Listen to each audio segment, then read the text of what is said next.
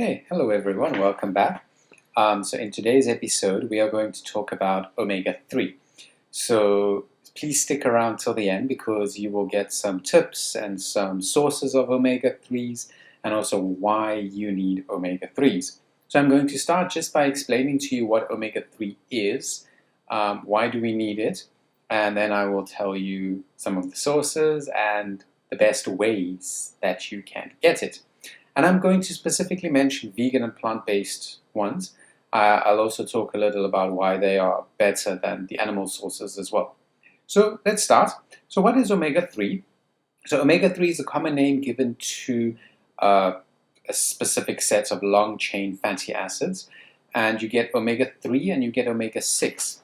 So omega-3 and 6 are combined into this group of polyunsaturated fats, which means it's a long chain, a long fatty chain, but it has the ability to bond with another molecule. So it has open-ended bonds. Compare this to a saturated fat, where it's a long fatty chain, but nothing can bind to it at any stage. So it cannot be used in your body.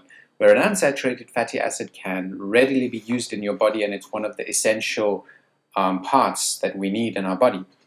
So when there is an injury in the body, inflammatory systems start. So cells respond in an inflammatory way. They have more omega-6. So these cells that respond in an inflammatory way have a higher arachidonic acid level and omega-6 level. Then there are two omega-3s, eicosapentaenoic acids, EPA, and DHA, which is Docosahexaenoic acid.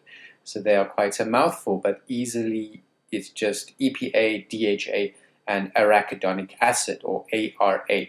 So ARA, arachidonic acid, is mainly omega-6, EPA, DHA, omega-3, anti-inflammatory. So we need a balance between these two for our bodies to function, to heal, and to prevent diseases and infections. And it has been found that a lower omega-3 value or amount in your body can increase your risk of disease, especially heart disease. So inflammation in your body is good, but you do not want constant inflammation. So if you think of, if you scratch a tree, every day you go and scratch, or every hour, every 2 hours you go and scratch in exactly the same place, or even just rub. After a while there will be a permanent mark, a permanent injury. So it's the same on your body. If you are going to scratch in the same place every single day for a longer period of time, that will become a permanent scar or a permanent injury. So it's the same inside of your body. If you are constantly injuring the same parts of your body, and then inflammation will continually go there, and it will just become worse and worse and worse and worse and worse.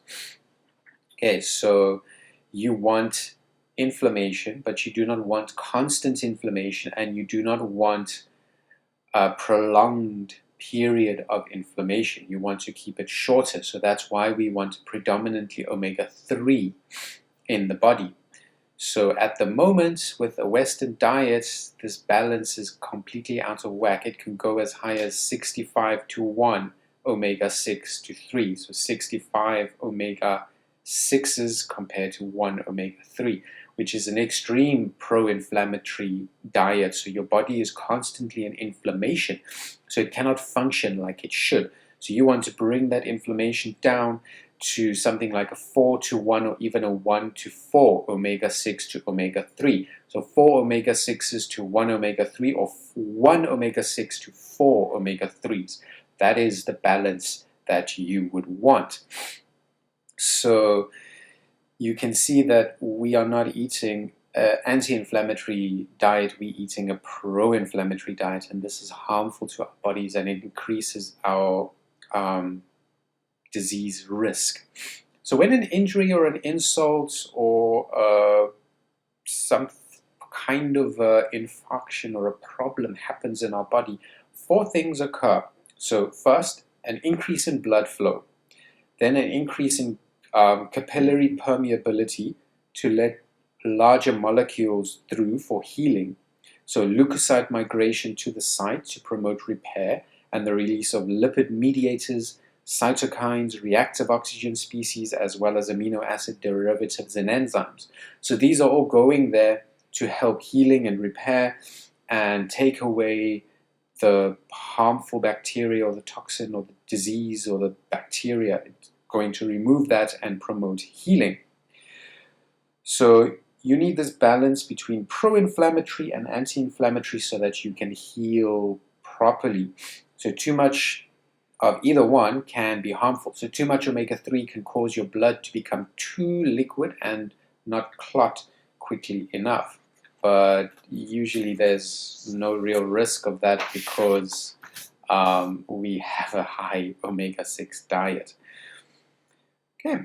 Then the omegas can also influence your hormonal balance, your hormonal expression, the inflammatory processes, as I've mentioned, your cellular and gene expression, so how your cells regenerate and are made, your gene expression, your DNA expression, your lipoprotein production, your metabolite concentrations, your enzyme formation, cell membrane balance, meaning inside of your cell things have to move, so that membrane that's allowing movement from your inside to outside of your cell, that balance is maintained by omega-3. So how things move from cell to cell, so which is especially important in your brain. Information has to move from cell to cell so that you can think, so that you can produce information and you can work and your brain can function like it should.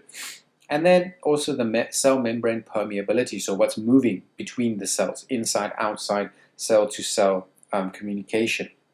So this is extremely important. If a cell structure is changed or the way it functions changes, it can become malignant or cancerous. So we want the function to remain the same. If your genes are expressed differently to what they are supposed to, they can become harmful to us, so a malignant cell.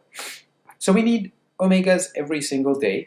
For a maintenance dose, we need about 1.5 grams per day, whereas the RDA is around 300 to 400 milligrams per day. So the RDA is to prevent disease. So what you see on all the packaging, that is to prevent symptoms of disease. It's not for health. It's to stop you from showing symptoms of deficiency. Remember that 100% of a RDA or a ER or whatever recommendation they have will not promote health. It will stop you from getting sick and stop you from showing symptoms of disease. So you might need much more. So that's why I'm saying a maintenance dose of omega-3 is 1.5 grams per day.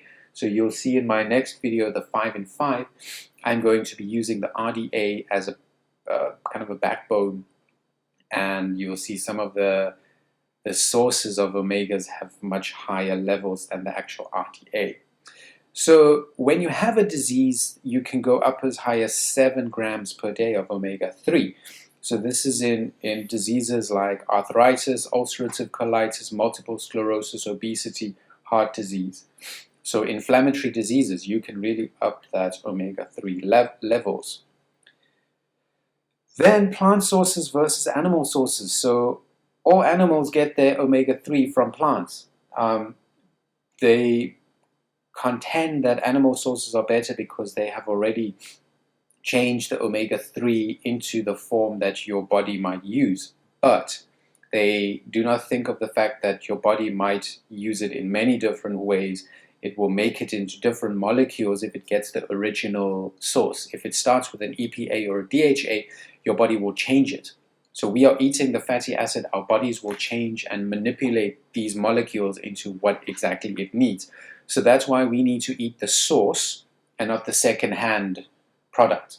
So it's always better to have the source, the original, instead of the second-hand one.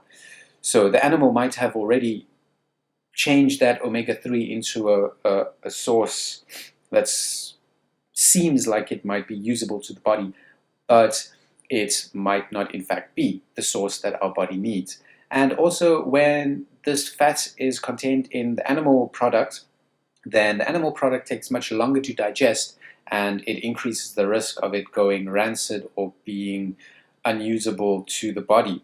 So we want it in a plant form so that it can go through our system quickly, be absorbed easily, and be in a form that our body recognizes, not the form that that animal's body recognizes it, but our bodies recognize it.